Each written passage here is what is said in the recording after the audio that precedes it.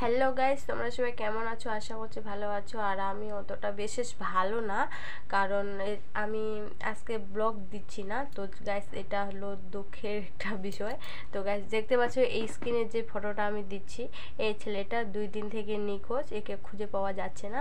তো গাইস, আমি আজকে গেছি শিলিগুড়িতে PW মোড়ে। তো এই ছেলেটার বাবা মা আমার সাথে দেখা হলো। তো ও বলছে কি, বোন আমার ছেলে 2-3 দিন থেকে নিখোঁজ, তো তুমি আমাকে একটু হেল্প করো।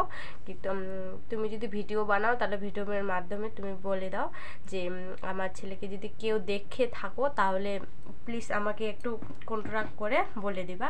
কারণ তোমরা তো জানো, একটা মার কল থেকে যে বাচ্চা হারিয়ে গেছে তাকে খুঁজে পাওয়া যাচ্ছে না, তো মারাই জানে যে কতটা কষ্ট হয়।